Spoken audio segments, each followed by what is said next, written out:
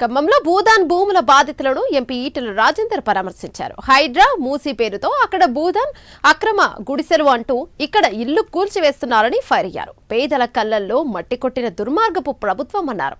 జిల్లాలో ఉన్న భూదాన్ భూముల వివరాలు మొత్తం బయటపెట్టాలన్నారు. ఇదే జాగాలో పేదలకు డబుల్ బెడ్రూమ్లు కట్టించివ్వాలని ఎంపీ ఈటెల డిమాండ్ చేశారు.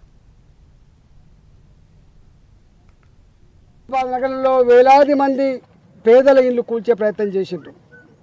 ఒక మూసి ప్రక్షాళన పేరిట పేదల ఇళ్లను కూల్చే ప్రయత్నం చేసిండ్రు. ఇవాళ ఖమ్మంలో కూడా అదే ప్రయత్నం చేసిండ్రు.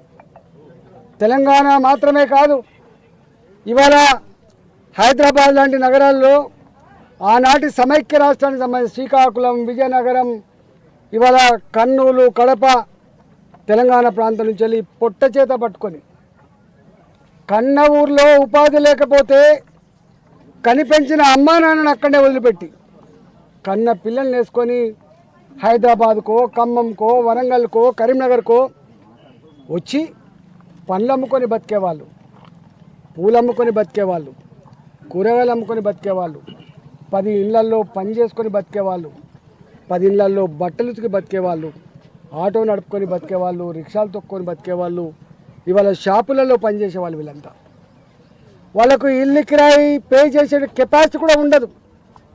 వాళ్ళకు నగరంలో ఎక్కడైనా ప్రైవేటు భూములలో గుడిసెలు వేసుకుందామంటే ఉండనివ్వరు. కాబట్టి విసిరేసినట్టుగా ఊరికి బయట జనసంచారం లేని దగ్గర, కరెంటు లేని దగ్గర, మంచినీళ్ళు లేని దగ్గర పాములు కరుస్తాయి, తేలు కరుతాయి అని తెలిసినప్పటికి కూడా, వాళ్ళ ప్రాణాల ముప్పు ఉన్నప్పటికి కూడా విసిరేసినట్టుగా గుడిసెలు వేసుకుంటారు. వాళ్ళు పాపం గుడిసెలు వేసుకొని ఇక్కడి నుంచి పని చేసుకుంటారు. వాళ్ళు అట్లనే గుడిసెలు వేసుకున్న జనం, వీళ్ళు కొత్తగూడెం నుంచి వచ్చిండ్రా, వీళ్ళు భూపాలపల్లి నుంచి వచ్చిండ్రా, వీళ్ళు ఆంధ్ర ప్రాంతం నుంచి వచ్చిండ్రా, వీళ్ళు నల్లగొండ జిల్లా నుంచి వచ్చిండ్రా, కానీ వీళ్ళందరూ కూడా పేదలు మాత్రమే. వీళ్ళందరూ రెక్క ఆడితే కానీ డొక్కనిండని వాళ్ళు.